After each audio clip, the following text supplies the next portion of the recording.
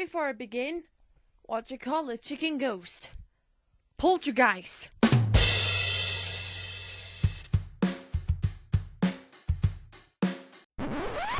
Sorry for that really bad joke. Hey guys, how you doing?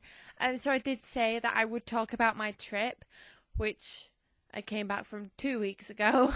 So yeah. So I went to the Dominican Republic, and the Dominican Republic is, well, let this voiceover explain. Thank you, Rebecca. The Dominican Republic is a nation on the island of Hispaniola in the Caribbean region. The western third of the island is occupied by the nation of Haiti. That's right, Haiti. You know where the earthquake happened? Making Hispaniola one of the two Caribbean islands that are shared by two countries. So that's where I went to, okay? And the flight from Manchester to Dominican Republic was a 9-hour flight.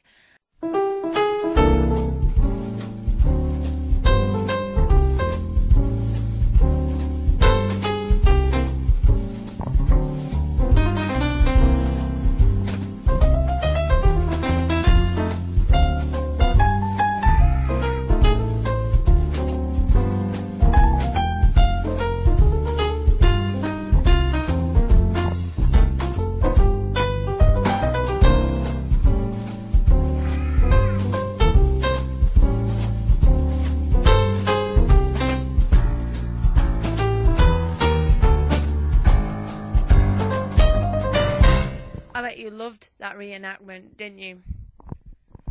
Anyway, so I got there and the hotel was beautiful. It's a massive resort. I went to the Bahia Principe in Bavaro, and it was absolutely good. It was brilliant. I loved it. They had a really huge, massive swimming pool that was like the size of a lake with bridges. They had bridges. And they had a massive buffet and 7 a la carte restaurants, including a Japanese, a Tex-Mex, an Italian, and a seafood restaurant.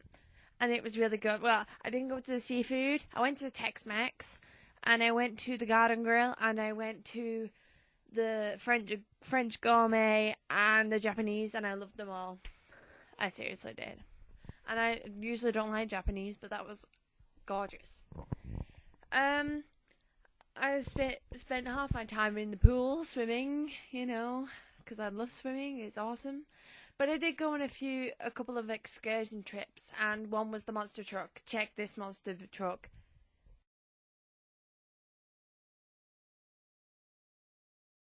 Isn't that a sexy beast? I'm just kidding.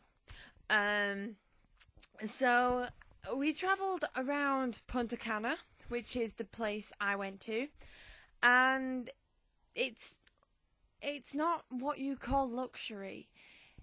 This is a normal town, and the people that live there live in little shacks. I'm surprised that they stay up through all the rain that they have in the hurricane seasons. So I was a little surprised that them buildings survived in the rain and the storms and stuff. I went to a local school there, and it was really small. It was only one class, and they have 2 grades every week. In the mornings, they'll have 1 grade. In the afternoon, they'll have another, and they do 4 hours of school per grade. So, yeah. And it was really small, but my family donated some money for some resources, because in the Dominican Republic and stuff. they don't have. So we left some money, and we also left some pencils and notebooks for them as well.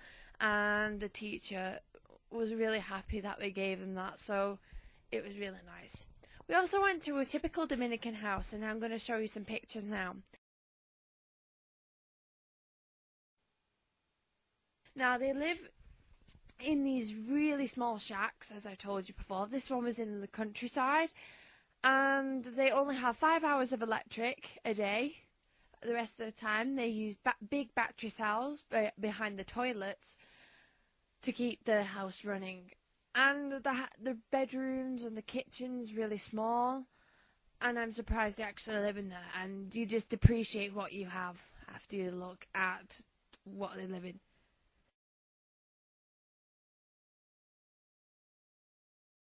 We also went to a stone carving place, and we bought my sister this really nice Tinkerbell statue carved from this really cool stone, and it's really nice. But we had to try and lower the price because some of these people are just like bit more than that, about $75, and we're like, no, how about 25? That would be great. So I also went to a protected beach, and that is beautiful. Even though there was a thunderstorm coming, there was huge loads of lightning and stuff, and even though that was going, I just ran into the sea anyway. I had a bit of a swim with my new friends. I'll just tell you about my friends, okay? So they were in the same resort as I were, and I met a couple of English people, a lot of Scottish people, and a load of Canadians. And it's really nice to talk to just different people from different places. I know Scotland's not that far away, but it is nice to hear a Scottish accent. But when I was talking to the Canadians, I couldn't help but laugh a little bit when they kept going, eh, eh, eh, eh, eh, eh, eh. I'm sorry for all the Canadians watching this, but I just actually thought that was kind of funny, because I'm British, but you probably think I'm funny anyway. But it was really nice to talk to him, and I kept in touch with all of them, and it's really nice, and I still talk to one quite a lot now, so yeah. We also went on another trip to Sayona Island, and it was pouring it down all day. So I weren't too happy with it. Okay, heavy rain plus a speedboat equals pain. It kills, believe me. I was in agony. Anyway, Sayona Island was a disappointment because the island is a bit scruffy and that. It wasn't really attractive at all. So I wasn't exactly too happy about that.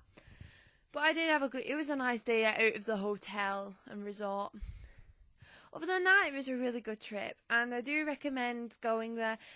But I also do recommend you stick with your tour guides on trips and stuff, because some people can hassle you into going on a trip that isn't really that good, and it costs a lot. Oh yeah, and if you go to an all-inclusive like I did, you only have to tip $1 or $2 to the waiters who speak Spanish, and only if you speak English, so you might want to just practice a couple of Spanish skills before you go. I do recommend it, and that's it for my travelling this year, I think. Next time I travel, I'll let you know. Laters!